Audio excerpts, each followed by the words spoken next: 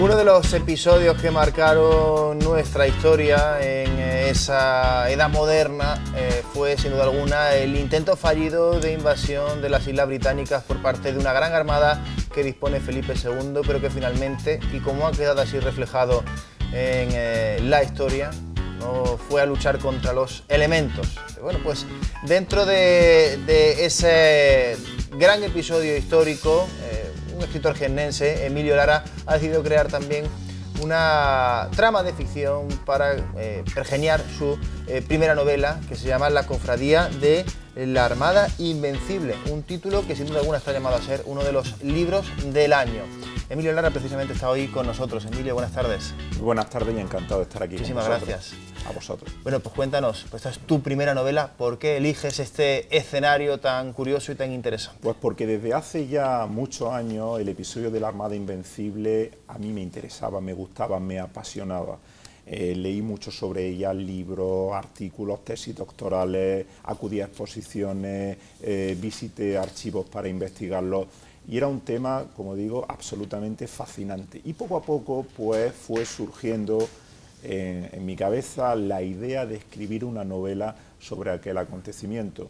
Y lo que hice fue, cuando ya lo había resuelto, mezclar la realidad, el episodio de la Armada Invencible, aquella gesta, con una trama de ficción, de forma que de manera paralela se entremezclaran en la novela. Y el resultado es esta primera novela histórica mía, La cofradía de la Armada Invencible. La novela histórica tiene cada vez más tirón, pero sí que tú reconocías que de este capítulo concreto de la historia española, por parte de la literatura de España, hay muy poco escrito, ahí quedaba un filón. Efectivamente, la novela histórica no es que tenga tirón, es que uno va a las mesas de novedades en una librería, en un gran almacén, y lo que más encuentra es, por el gusto del lector, novela histórica. O sea, es que yo creo que casi, en vez de ser un subgénero de la novela en general es un subgénero de la novela histórica, y efectivamente no había ni una sola novela histórica en España sobre el episodio de la Armada Invencible, y por eso yo me decidí rellenar esta laguna aportando otra trama, una historia de ficción que ayudara a darle un mayor interés, un afán aventurero, un afán quijotesco. Emilio, tú eres historiador y profesor de historia, y en este caso pues nos podrás explicar un poquito más esa relación tan curiosa que tenía Felipe II, que se mete en este plan tan, podríamos decir incluso, bueno, a posteriori alocado, a lo mejor podríamos decir que hubiera sido audaz y hubiera salido todo bien. Del amor al odio hay un paso, porque la relación de Felipe II con Inglaterra podríamos definirla así, ¿no?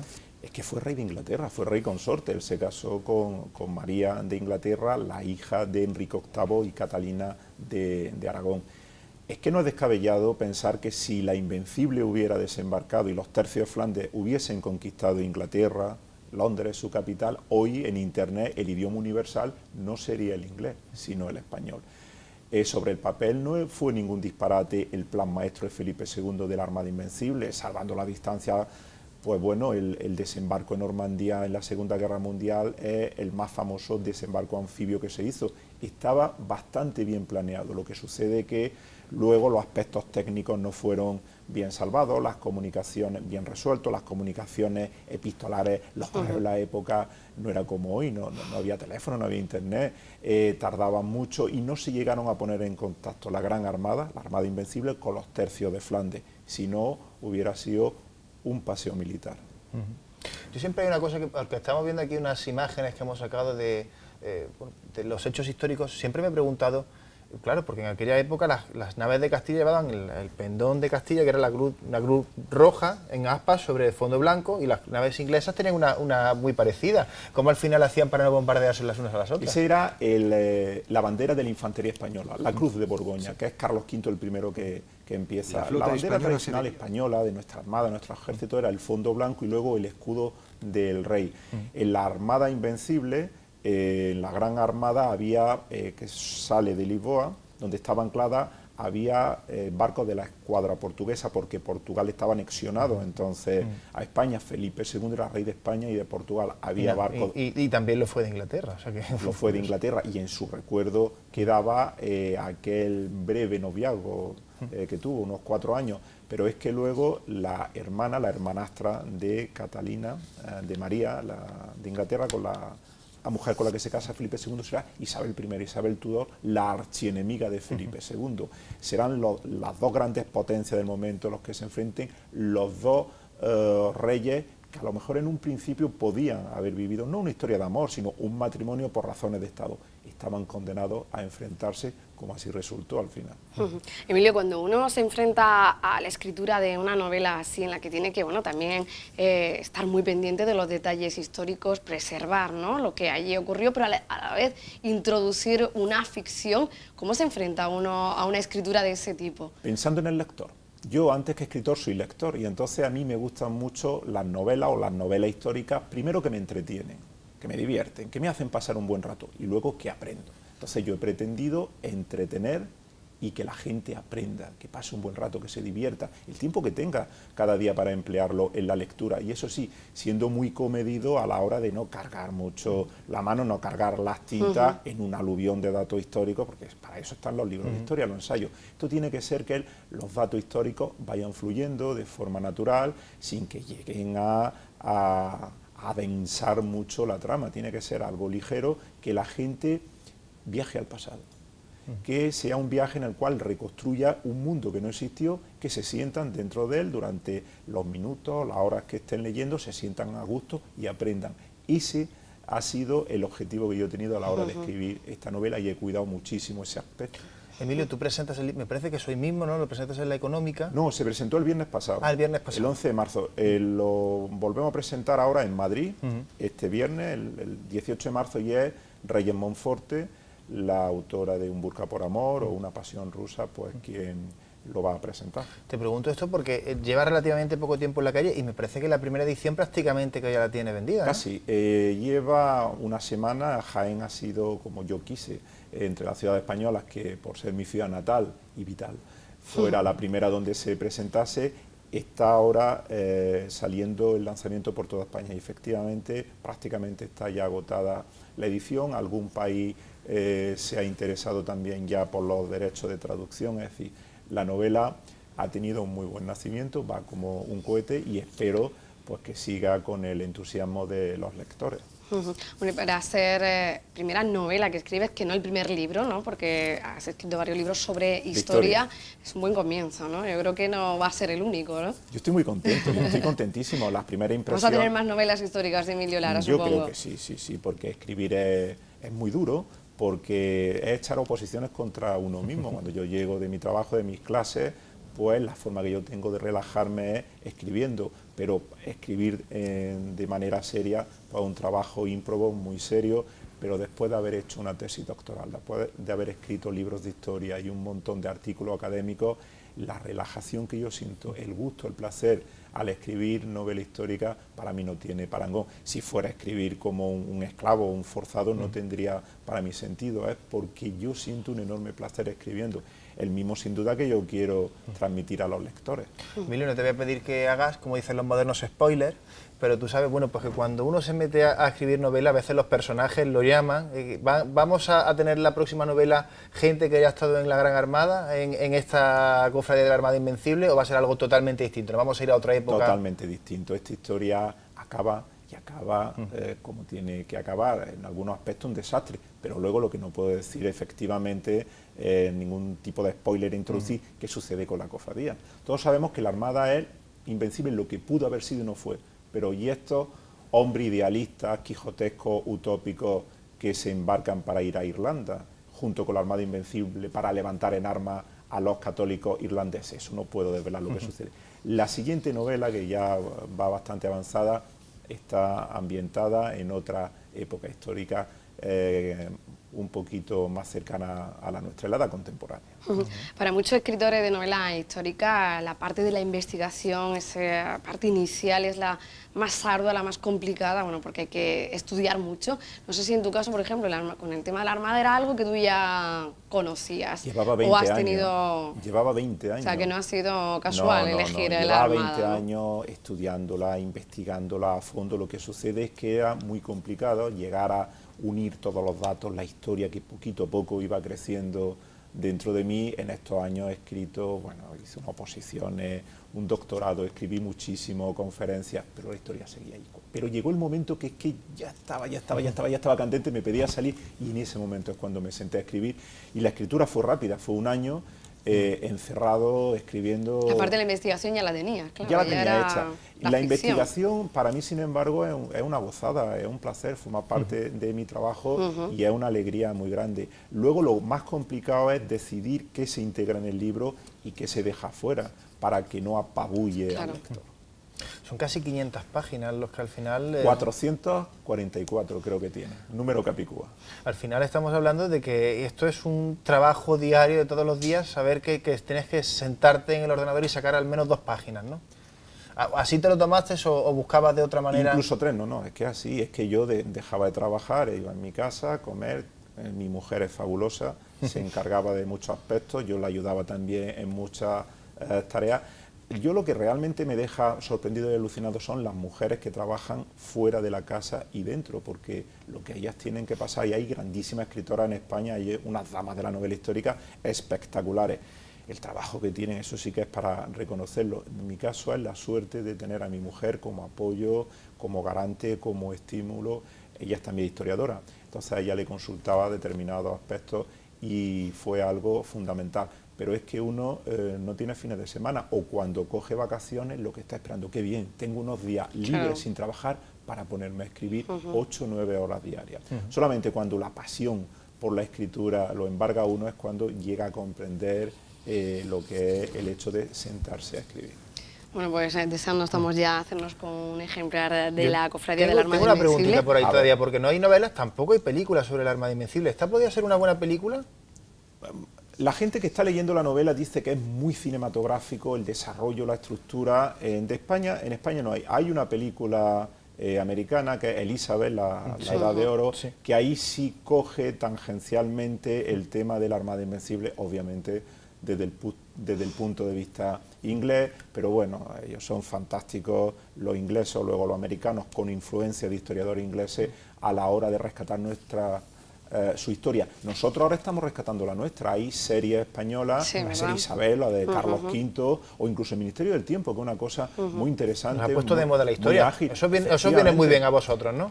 Nos viene fenomenal, pero es que era un vacío que había que rellenar, y en España, cuando a la gente, que hay cientos de miles de consumidores de libros de novela histórica o de buenas series o de películas, por supuesto que en España hay un interés muy grande. Lo único que pasa es que había que darle a la gente esa necesidad, esa demanda que tenía, porque leyendo historia nosotros no solamente nos evadimos de muchos aspectos de la realidad, que la realidad española es en muchos aspectos pues para evadirse, ¿no? Y para evadirse, pero es que también al evadirse nosotros estamos encontrando un referente para situarnos en la vida y para buscar un horizonte. Para eso es para lo que sirve la novela histórica. Pues estupendo, Emilio, muchísimas gracias por estar con nosotros, un auténtico placer. Encantado. Mucha suerte con la venta de ese libro, que seguramente que no la necesita, porque bueno, tiene todos los elementos para que vaya muy bien y para que te tengamos...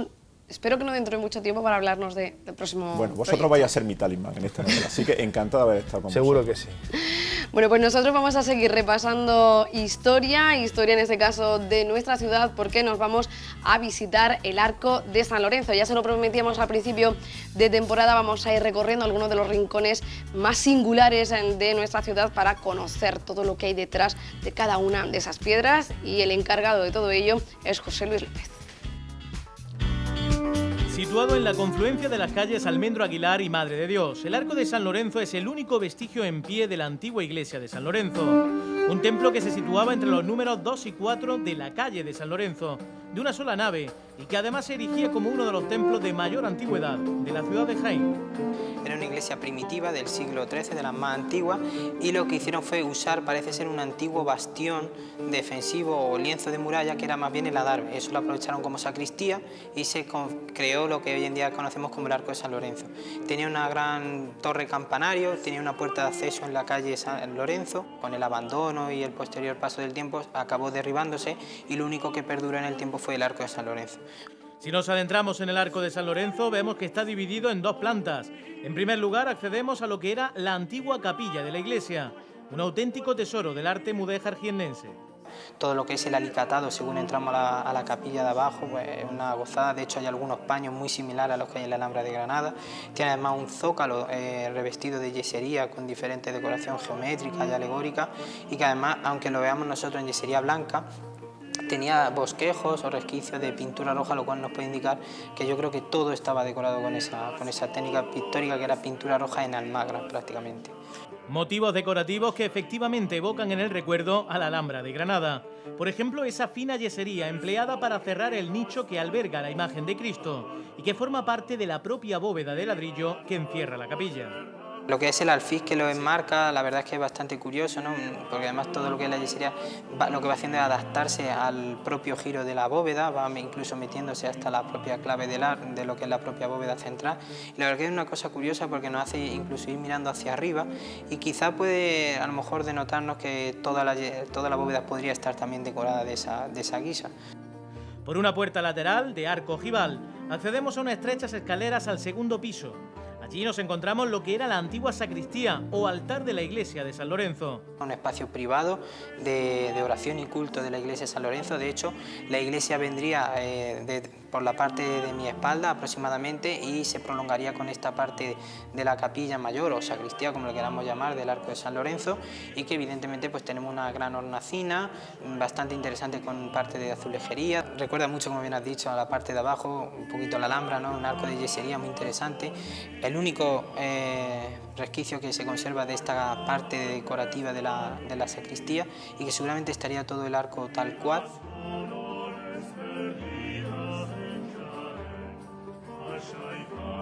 Pero no solamente el arco de San Lorenzo destaca por su valor artístico, sino también por el enorme legado histórico que atesora. Ya en el siglo XIV se cuenta que fue velado en la propia capilla Fernando IV, rey de Castilla, fallecido en Jaén.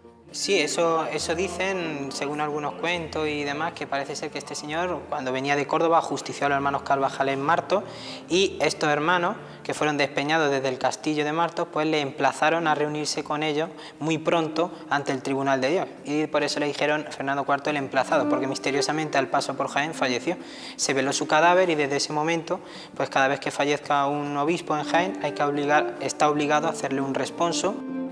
También la figura del condestable Lucas de Iranzo está presente en la historia de este espacio, aunque más en concreto la de su hijo, don Luis de Torres, y su secretario, Juan de Olid. El condestable, cuando estaba viviendo aquí en Jaén, esto seguía siendo pues parte de la iglesia, y a su muerte su hijo Luis de Torres tuvo el honor de hacer un hospital, el Hospital Madre de Dios, y que aprovechando esta capilla o arco de San Lorenzo decidió dedicarla a la capilla de nuestro Padre Jesús Nazareno y hacerla como una prolongación de su hospital. Además, de hecho, su secretario Juan de Olid está aquí enterrado junto a su esposa. Con la restauración parece ser que se ha levantado su cuerpo, pero sigue estando en el arco de San Lorenzo enterrado. Pero hay más. El obispo Maximiliano de Austria, nieto ilegítimo del emperador Maximiliano I y por tanto primo del rey de España, Carlos I y V de Alemania, fue bautizado aquí, en Jaén y en este lugar, como así refleja el primer libro de bautismos de la antigua iglesia. La corte de los Habsburgo siempre estuvo muy ligada al reinado más bien de Carlos V, de Felipe II y demás, y entonces pues aquí dicen algunas leyendas, algunas habladurías, y de hecho hay un protocolo de nacimiento, ¿no? Está recogido en el archivo de que nació en esta ciudad de Jaén, parte de su familia, y de ahí que se bautizara por esta zona. También se produjo en sus muros centenarios el fusilamiento del guerrillero jiennense contra las tropas napoleónicas Pedro del Alcalde, o la visita del rey Alfonso XIII a la infanta Isabel. Tras el derrumbe de la iglesia en 1825, solo el arco quedó en pie en completo abandono, y afortunadamente, y tras intento de derribo, en 1877 fue declarado Monumento Nacional, lo que permitió su supervivencia. A mediados del siglo XX fue sometido a restauración por el arquitecto Luis Verges y desde 1981 fue cedido a la asociación Amigos de San Antón. Una muestra más del amplio patrimonio artístico e histórico que atesora la capital del Santo Reino.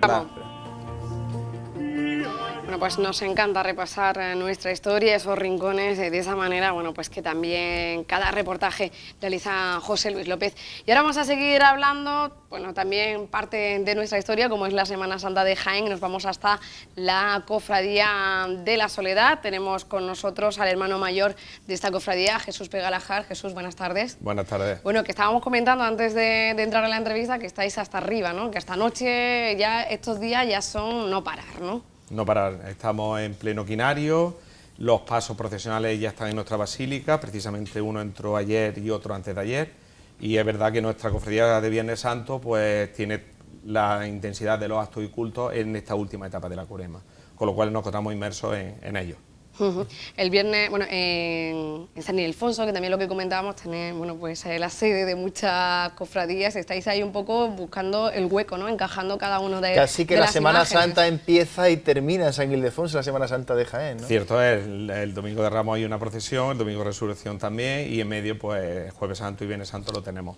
Y precisamente montando en nuestro altar de culto el domingo pasado, pues realmente por tema de espacio pues no pudo ser como realmente hubiéramos querido, porque efectivamente son muchos los pasos procesionales que estamos dentro de la Basílica de San Ildefonso. Nos comentabas que además teníais muchísimas novedades este año, ¿no? Pues sí la hay, además de última hora y precisamente en estos últimos días y afortunadamente han podido llegar a buen puerto, ¿no? Entonces, tanto en el Paso del Cristo como en el de la Virgen hay novedades interesantes que vamos a poder, y el cofrade y la ciudad de Jaén va a poder verlo el próximo Viernes Santo, si el tiempo lo permite, y nos encontramos en la calle el próximo Viernes Santo. Porque para empezar, estrenáis la restauración, ¿no?, del paso de yacente, que hemos visto imágenes en vuestra página web de cómo se ha ido haciendo el paso a paso, ¿no?, de esa restauración.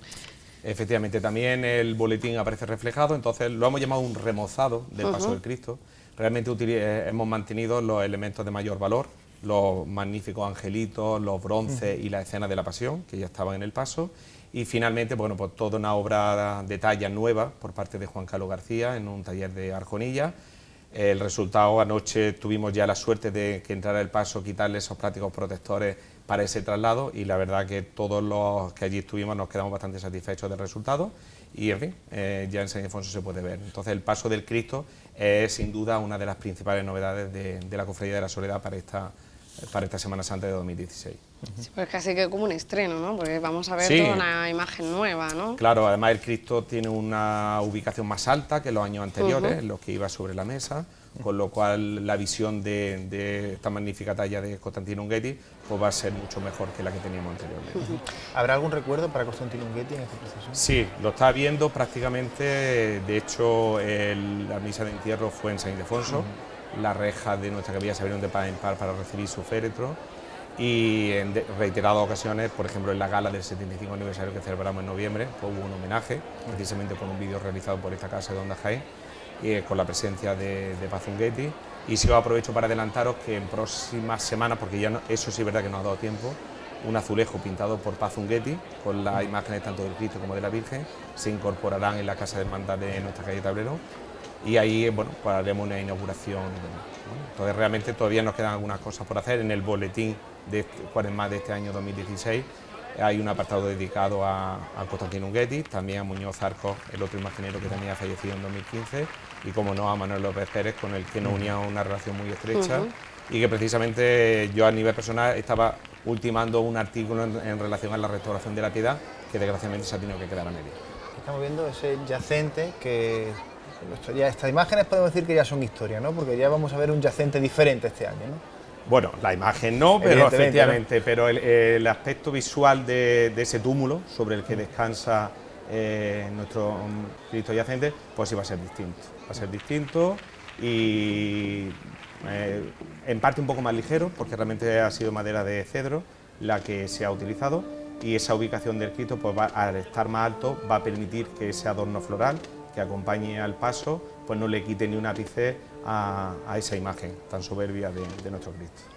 No solamente esa va a ser la novedad, que yo creo que es la que más resalta, la que seguro habéis puesto más esfuerzo durante este último año, también el Palión de la Soledad, vamos a verlo diferente, ¿no? Exacto, y esta aparte es la que más nos ha costado, porque realmente el paso ya está aquí, pero todavía nos queda por pagar, y realmente, bueno, pues tendremos que hacer un esfuerzo adicional a lo largo de este año, pues para, a través de determinadas actividades extraordinarias, poder conseguir los fondos para dicho paso. Y efectivamente, en el paso de palio también hay una novedad muy significativa, de la que me siento muy orgulloso y muy agradecido a la Cofradía de la Virgen de la Capilla, porque esta fue una petición que hace un par de años cursé al actual hermano mayor, que ha vuelto a salir reelegido recientemente, y era que nuestra patrona, con la que compartimos sede canónica en San Ildefonso, tuviera un lugar protagonista en el paso de palio, y precisamente en la gloria del techo de palio de Nuestra Señora de la Soledad, una magnífica obra pictórica realizada por Fernando Caro Jaén, y que precisamente antes de anoche fue donada y se produjo el hermanamiento en la Basílica de San Ildefonso entre ambas hermandades. A continuación, el equipo de fabricanía ya la situó en el techo de palio y realmente, bueno, pues ya está, con lo cual pues vamos a tener a la patrona en un lugar privilegiado de nuestro paso de palio. Jesús, a mí me gustaría preguntarte, porque se habla mucho siempre de las cofradías y las tradiciones, pero bueno, también tiene que haber lugar para lo nuevo, y en fin, tú que eres un hombre además de nuevas tecnologías, ahí la cofradía se ha abierto a hacer, bueno, pues un proyecto muy interesante que yo creo que además va a abrir un camino al resto de las cofradías, ¿no? Como es ese escaneado en 3D de todos los pasos, que sin duda alguna, bueno, pues si algún día le pasara algo a estas imágenes, que Dios quiera que no, pues ahí siempre se va a tener constancia plena, verdadera y real hasta el milímetro de cómo eran esas imágenes, ¿no? Correcto, las nuevas tecnologías son perfectamente compatibles con la tradición y seguramente somos la segunda cofradía pasionista más antigua de Jaén, con lo cual, y además durante este periodo yo he procurado que todos aquellos aspectos que a lo mejor durante un tiempo existían y se modificaron en años que me precedieron, volver a ellos, ¿no? Pero efectivamente el poder compaginar las nuevas tecnologías a través de esta persona, de Carlos Colombo, pues que se ofreció para poder realizar ese proceso de escaneado en 3 dimensiones de nuestra imaginería, porque no tenemos que olvidar que nuestra cofradía se refunda en 1940 y en parte como consecuencia de que durante la Guerra Civil desaparecieron todas nuestras imágenes, ¿vale? Dios quiera que no se vuelvan a producir incidentes de ese tipo, pero ante cualquier adversidad que se pudiera producir, fortuita y demás, esta propuesta fue aceptada por Junta de Gobierno por unanimidad.